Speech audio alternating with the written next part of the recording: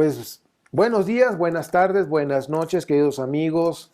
Eh, Estamos aquí los lunes que tenemos nuestra clase, nuestra reunión con los amigos estamos ahorita viendo espiritualidad y voy a dar respuesta a unas preguntas que hicieron en YouTube. Entonces, por ejemplo, Lois Bravo, que es de Ecuador, es un amigo que de repente me escribe, me saluda y me hace algunas preguntas y pues bueno, voy a contestar. Dice, ¿qué relación hay entre la espiritualidad y la Torá? Pero desde un punto de la Torá que es el Pentateuco. Recuerden que la Torá no la escribió Moisés o el Pentateuco, que hablan, no, pues los escritos de Moisés realmente no lo escribió Moisés. Son escritos que fueron compilados desde el año 950 antes de la era cristiana, ¿sí? Y hasta el año 500, aproximadamente 400, que fue cuando se compiló y se escribió la Torá, los 5 libros. En ese tiempo se hicieron durante el exilio. Al final del exilio, cuando ya entraron los persas, ¿sí? Ciro, y que regresó el pueblo de Judá, regresó a lo que es pues a la tierra de Judá, pues ya llevaban las leyes, los escritos, en donde iban a tener tanto el poder de gobierno, el rey, y el poder religioso en un solo lugar, que es Jerusalén. Ahora, la Torá es la constitución de un pueblo que estaba surgiendo después del exilio. Entonces, es importante que ustedes investiguen.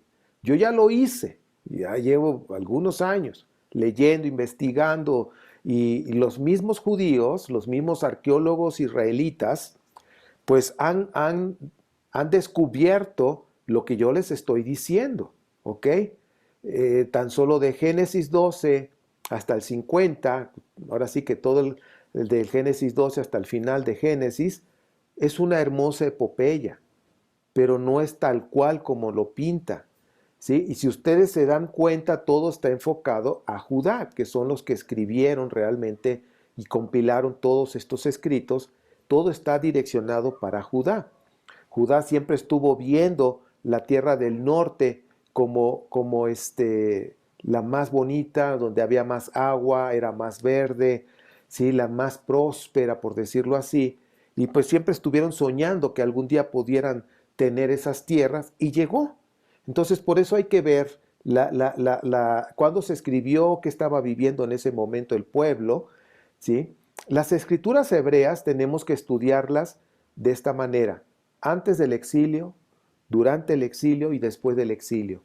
De esa manera nosotros es un comienzo para empezar a comprender el mensaje, porque si no se empiezan a reinterpretar, a acomodar a la cuestión mesiánica, a un Mesías y todo, acomodarlo pero a fuerzas, y realmente es otro texto, otro contexto histórico. Entonces, el comentario que hace Lois Bravo de Ecuador: ¿qué relación hay entre la espiritualidad? La espiritualidad que enseñó Yeshua es el amor a Dios, a ti mismo y a tu prójimo. Como dicen en el judaísmo, las escrituras hebreas tienen 613 leyes o misbot, pero Yeshua las comprimió en 3: amor a Dios, a ti mismo y a tu prójimo. Lo he dicho muchas veces, eso es la esencia de la espiritualidad, tu conexión directa con Dios, como dice Mateo 6:6, y el amor a Dios, a ti mismo y a tu prójimo, y la enseñanza magistral del amor, que es precisamente la parábola del buen samaritano. Entonces es cuestión de que nosotros estemos analizando esto. Entonces, Yeshua, que enseñó la espiritualidad de las escrituras hebreas, y en este caso que habla de la Torá, que son los primeros 5 libros, simplemente ustedes van a ver cómo vas a trabajar la tierra, cómo vas a tratar a tu prójimo, y que si hay una riña que debes de hacer, y que la tierra debe descansar de este tanto tiempo, y luego Levíticos, que levitas, que eran egipcios, establecieron la parte ritual de cómo adorar a Dios, pero que es algo que trajeron de Egipto, porque ellos eran egipcios. Y quizás alguno dice, oye, pero los levitas no eran hijos de Jacob. Es que es una epopeya. Todas las tribus ya estaban establecidas, todas las tribus eran diferentes. Es más, cuando dicen que Israel salió en el Éxodo, ya estaba, por ejemplo, Dan ya estaba allá donde está puesto en las orillas del mar, porque la tribu de Dan eran griegos. Entonces es cuestión de que se pongan a leer, no nada más, es que yo nada más agarro la Biblia y lo que dice, no, Señor, ponte a leer la historia realmente, qué hay detrás de esto. Porque la Biblia no es un libro de historia, es un libro que te habla de principios espirituales muy poderosos que nos ayudan a vivir esta vida. Por eso Israel ha salido adelante, ha sido punta de lanza en muchas cosas, porque practica los principios espirituales, ¿ok? De que vienen ahí en las Escrituras. Pues bueno, regreso al punto de la Torá. La Torá la puedes practicar de una manera religiosa, como mesiánicos, raíces hebreas o judaísmo. Pero realmente la Torá, esos 5 libros, tienen un contenido de principios espirituales y que también la Torá, en esos 5 libros, habla de la reencarnación. ¿Ok? Por eso hay que comprender el lenguaje, el eufemismo que hay en las Escrituras. Bien, luego Fede Acosta dice, ¿en qué parte de la Escritura menciona que Yeshua nombra o menciona que Yahvé o Yahweh, Yud-Het Bat-Hei, dice, es su padre? Ahora, tenemos que nosotros comprender esto. Las Escrituras del Nuevo Testamento han sido adulteradas muchas veces. Y por ejemplo, en el cristianismo, ojo, en el cristianismo, hasta el siglo V de esta era cristiana creían en la reencarnación, hasta que no tengo bien ahorita el dato, pero cuando llegue el tema lo voy a tener porque lo tengo apuntado ahí en mis cosas. Pero este emperador en el siglo V, después de la era cristiana, prohibió el tema de la reencarnación. Entonces se tuvieron que hacer ajustes en las escrituras, ¿ok? Por ejemplo, el libro de Apocalipsis no estaba dentro de ese canon que ya estaban armando, sino que entró hasta el siglo X. Entonces, imagínate, o sea, hay muchas cosas que se desconocen. Entonces, hablando de esto, de que han sido adulteradas, ¿sí? Recuerden ustedes que el cristianismo se desprendió de esa raíz hebrea. ¿Por qué? Porque los primeros creyentes que seguían al maestro Yeshua eran judíos, practicaban judaísmo, guardaban el Shabbat o el sábado. Yeshua mismo, Jesús mismo guardó el Shabbat porque él era judío. Él practicó el judaísmo de alguna manera, pero sus enseñanzas eran diferentes. ¿Por qué? Porque él enseñó la espiritualidad de las escrituras hebreas. Entonces, de acuerdo a las tradiciones y costumbres religiosas, estaba prohibido mencionar el nombre del Yud-Het Bat-Hei o de Yud-Het Bat-Hei o Yahvé o Yahweh, y que nada más lo pronunciaban los sacerdotes en ciertas fechas. En fin, había ciertas costumbres dogmáticas. Pero según las escrituras, según el relato de los evangelios, dice que Yeshua dijo una ocasión, dice, Padre, yo les he dado a conocer tu nombre, pero no dice qué nombre. ¿Ok? Ahora, si nosotros usamos un poquito de sentido común, si están leyendo las escrituras, que son las que tenemos ahorita en hebreo, el nombre de Dios después del exilio, ¿cuál fue el que le dieron? El Yahvé o Yahweh, ¿ok? O Jehová o Jehová. Ese era el nombre. Así estaban escritos. Pero Yeshua, de acuerdo al relato de los evangelios, se dirigía al creador del universo, al único Dios, al único, no hay 2 ni 3, al único, le decía Padre. Ahora, esto tenemos que comprender que después del exilio, ¿sí? El pueblo de Israel, todo el pueblo se convirtió en hijo de Dios. Porque antes del exilio, los reyes, el sumo sacerdote o el profeta, pero sobre todo el rey, se le consideraba hijo de Dios, era adoptado por Dios cuando pasaba de ser un civil y tomar el trono como Dios. Entonces, ahí en ese momento se convertía en hijo de Dios el rey, pero eso es antes del exilio. Después del exilio vemos que ya, pues ya no era tan nada más era el rey, sino que de alguna manera tenían que dar cobijo al pueblo y decían, ahora todos somos hijos de Dios. Por eso cuando Yeshua dijo, yo soy hijo de Dios, pues no era una noticia así de, ay, ¿qué estás diciendo? Pues eso era algo normal entre el pueblo, todos eran hijos de Dios. Pero también después del exilio tomó el lugar de Asherá, que era la esposa de Yahvé, ¿sí? Y Asherá la quitaron. Entonces, ahora ¿quién va a tener? Porque siempre el Dios tuvo una esposa. Ustedes vean la historia. Entonces, y la misma Biblia lo dice. Yo no me he inventado nada. Yo tengo un curso que se llama El monoteísmo de Israel. Ahí lo puedes tú corroborar con los libros, arqueología y todo que puse en el curso. Entonces, ya Yahshua se quitó, quedó la menorá dentro del templo, ¿sí? Que representa a Asherá, pero Israel pasó a ser la esposa de Yahvé. Entonces, ahora, nosotros estamos viendo esta parte que, que, que Israel es hijo y que es, ¿cómo se dice? Esposa. Ahora, esta parte, pues es lo que habla la Torá, lo que habla las Escrituras, y por eso le estoy dando todo este contexto. Dice en qué momento, en qué parte de la Biblia dice que Yeshua dijo Jehová, Yahweh es mi Padre. O sea, no, porque en el cristianismo no vas a encontrar jamás eso, jamás. Entonces tenemos que usar nuestro sentido común, cómo eran los judíos, cómo lo manejaban en el primer siglo, cuál era su pensamiento con respecto a Dios. Y en esa está la respuesta. Entonces, cuando decía Padre, se estaba refiriendo al creador del universo, que en el judaísmo tenía un nombre, 4 letras, Yud, Het, Vav, Hei, que no lo mencionaban, pero que ya en el primer siglo empezaron a usar la palabra Padre. Ok, espero haber dado esa respuesta. Dice Merce Lopresti. Si existiera la reencarnación, ¿por cuál vida será juzgado?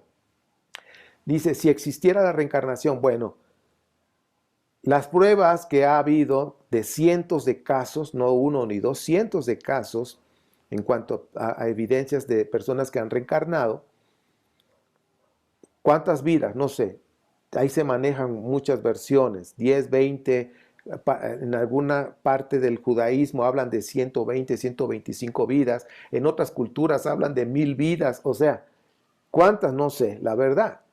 De que ha habido varias, si hay evidencias de eso.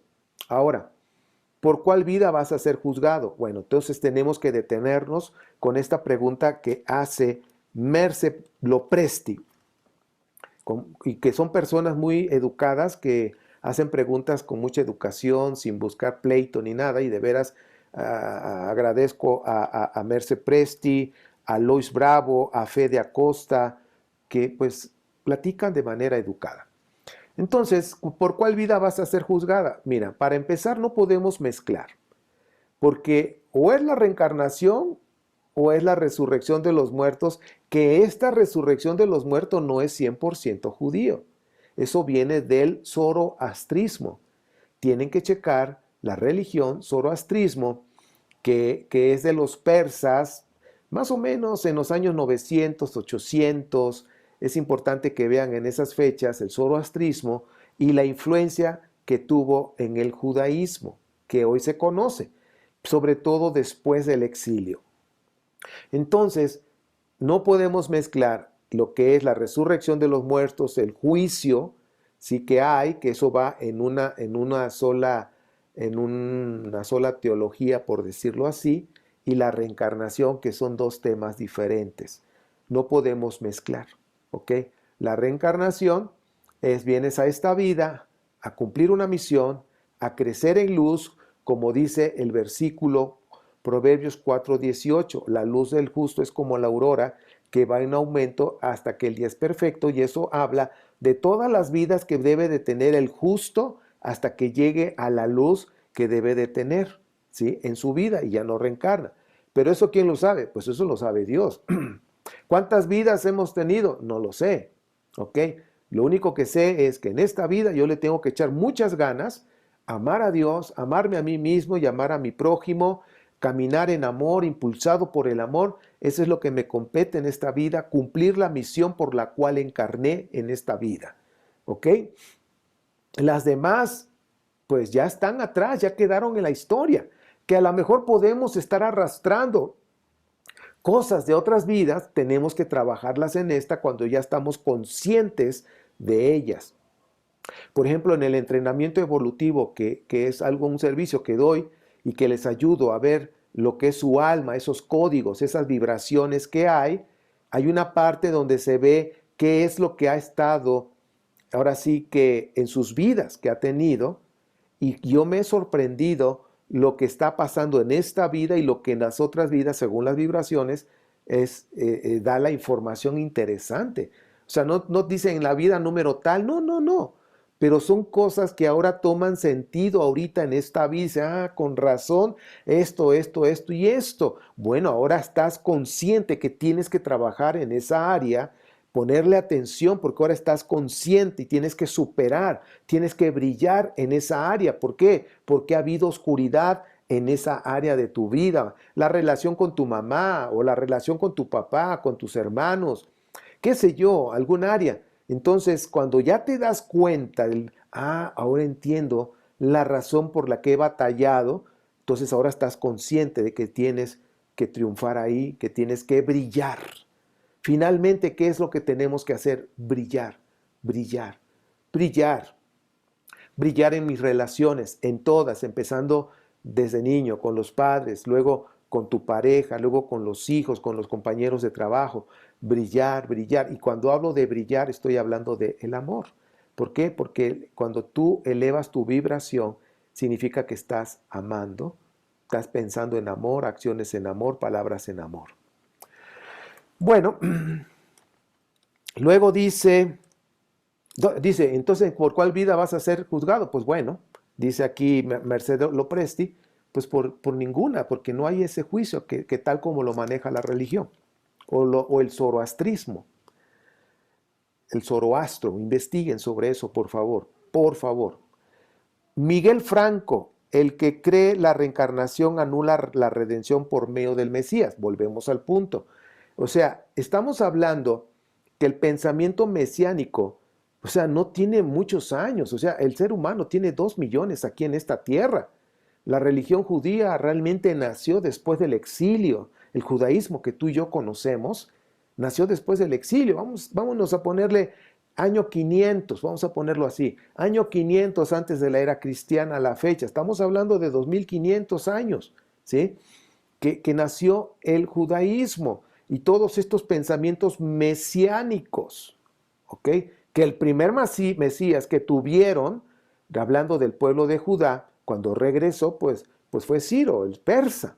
Fue el primer Mesías que tuvieron, que los rescató y que todo eso. Y el Mesías que espera el pueblo de Israel es un Mesías político, un Mesías guerrero, no un Mesías espiritual como lo tomaron en el cristianismo y mesianismo. O sea, todo eso lo vamos a aprender en su momento, nomás lo estoy comentando, porque no se puede revolver las cosas, tenemos que ver la razón de dónde viene todo esto. La historia, precisamente, hay que estudiar historia, hay que estudiar la historia del pueblo de Israel, de sus creencias, de sus dogmas. Por ejemplo, antes del exilio, Jehová o Yahvé tenía esposa, que era Asherá, porque antiguamente los dioses tenían esposa. Entonces, yo al menos eso, cuando era cristiano, yo no lo sabía, porque no me lo enseñaron, porque a mí nada más me enseñaron el puro Nuevo Testamento y ya. Pues qué malo, ¿por qué? Porque ¿cómo voy a entender el Nuevo Testamento si no conozco el Antiguo? Que de ahí es donde viene toda la historia, ¿ok? Bueno, Javi Vidal. El cristianismo no puede haber nacido de la sabiduría judía. El cristianismo es pagano y creado por el hombre con la teología del reemplazo. Bueno, cuando está hablando precisamente de lo que es este Pablo con la teoría del reemplazo, entonces ahora nosotros,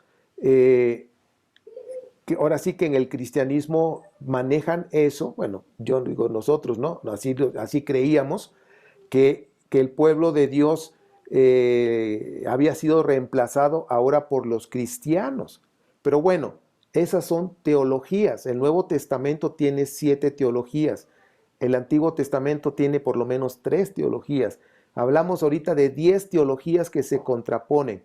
Entonces, ¿de qué estamos hablando? Estamos hablando precisamente de estos puntos, de que el cristianismo en sus inicios era judaísmo, nada más que creían en el Mesías. Los primeros creyentes se reunían en las sinagogas, ¿ok? Entonces había judíos, ¿sí? Nazarenos, los que habían crecido ahí en Israel, en Jerusalén, que eran judíos nazarenos. Pero después entraron los judíos nazarenos helenistas. ¿Qué significa? Que pues eran sangre de israelita, que eran judíos porque practicaron el judaísmo, pero y que eran nazarenos porque creían en Yeshua, el maestro, el Mesías, de acuerdo a lo que se fabricó después de la muerte de Yeshua, y helenistas porque eran griegos, y realmente ellos son los que comenzaron todo lo que hoy se conoce un cristianismo, que el cristianismo, de acuerdo a la historia, ¿sí? Por favor verifiquen, pónganse a estudiar la historia, a partir del siglo segundo de esta era cristiana, nació prácticamente lo que hoy conocemos como ese cristianismo, ¿sí? Con sus dogmas, con sus creencias, y donde desplazaron al pueblo de Israel, ¿sí? Donde ahora sí que tuvieron que hacer ajustes. Quiero decirles que la religión y en el cristianismo se hicieron ajustes en las escrituras y pusieron los libros que convenían. De 80 evangelios pusieron 4, ¿ok? De 50 apocalipsis a regañadientes pusieron el de Juan. Entonces, estamos hablando de que hay mucha escritura apócrifa que te dice muchas cosas que en la iglesia cristiana católica romana no quisieron meter. Entonces es cuestión de que nosotros veamos todo esto y pues bueno, realmente sí hay un contexto, hay que ver de dónde nació, ¿sí? El cristianismo. Entonces viene precisamente de una raíz hebrea. Quieran o no, así es. Que después cortaron con esa raíz porque los primeros creyentes cristianos sí guardaban el Shabbat, se reunían en la sinagoga en Shabbat, pero después para cortar, después del segundo siglo, para hacer la diferencia, entonces dijeron, nosotros no nos vamos a reunir en Shabbat, nos vamos a reunir en domingo, nosotros sí vamos a comer carne de puerco, nosotros sí vamos a hacer esto y vamos a tener nuestras propias fiestas, y es cuando se separaron de acuerdo a la historia de la iglesia cristiana y sobre todo con el emperador Constantino en el 325 de esta era cristiana. Entonces eso es historia que está documentada y pues bueno, simplemente doy respuesta a estas preguntas que pude recolectar y pues bueno, yo agradezco a todos que nos hayan acompañado este día y espero que hayan aprendido algo y como siempre les digo, yo no tengo la verdad absoluta. Por favor, investiga, verifica todo con tu investigación para que saques tus propias conclusiones porque a ti te toca escoger qué pensar. Y siempre lo he dicho, ya basta de dormir, ya basta de estar dormido en la pereza de no querer estudiar y investigar, pero cada quien cree lo que quiera. Son libres de creer lo que quiera. Yo soy tu amigo Ernesto Rosas. Si Dios lo permite, nos vemos el próximo lunes a las 6 de la tarde si seguimos vivos y tendremos la continuación de lo que hoy dejamos pendiente, la segunda parte de la clase de hoy, si Dios lo permite. Que tengan bonita noche, descansen, muchas bendiciones. Bye bye.